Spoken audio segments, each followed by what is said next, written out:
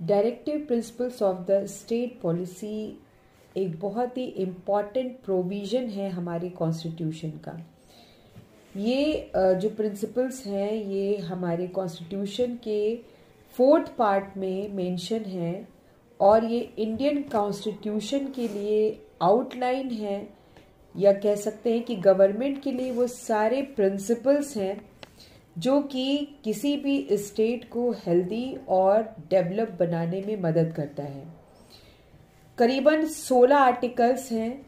इन सारे आर्टिकल्स में आर्टिकल 36 से लेकर के 51 तक हमारे कॉन्स्टिट्यूशन में ये डायरेक्टिव प्रिंसिपल्स मेंशन है और ये आइडियाज़ हैं, इसके प्रिंसिपल्स जो हैं वो कॉन्स्टिट्यूशन में जो मेंशन किए गए हैं वो हमारे स्टेट गवर्नमेंट के लिए है और ये जो आइडिया है वो आयरलैंड की कॉन्स्टिट्यूशन से इसमें डाला गया है। Meaning of the directive principles of the state policy क्या है कि हमारा जो कॉन्स्टिट्यूशन है वो सर्टेन प्रिंसिपल्स पर वर्क करता है जिसमें गवर्नमेंट को कंसिडर करना चाहिए, वो ऐसे लॉज इम्प्लीमेंट करना चाहिए जो कि समाज के, देश के और स्टेट के प्रोग्रेस के लिए हो। और ये डायरेक्टिव प्रिंसिपल्स वही प्रिंसिपल्स है जो कि हमारी स्टेट गवर्नमेंट के लिए गाइडलाइन है।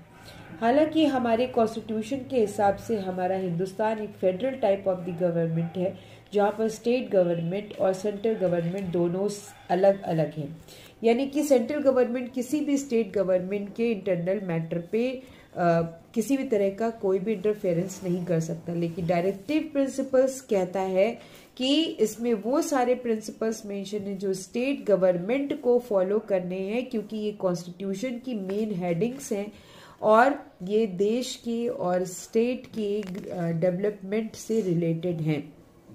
तो directive principles of the state policy एक वेल बीइंग सिटीजन को बनाने में और एक वेल बीइंग स्टेट को प्रिपेयर करने के लिए यूज़ किया जाता है। इसी में फंडामेंटल राइट्स भी हैं जो कि हर एक इंसान के अपने मानवीय अधिकार हैं।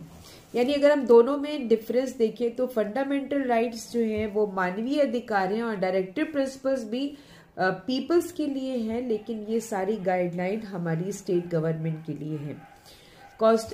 फंडामेंटल राइट्स हमारे कॉन्स्टिट्यूशन के पार्ट 3 में मेंशन है, जबकि directive principle of the state policy part 4 में मेंशन है।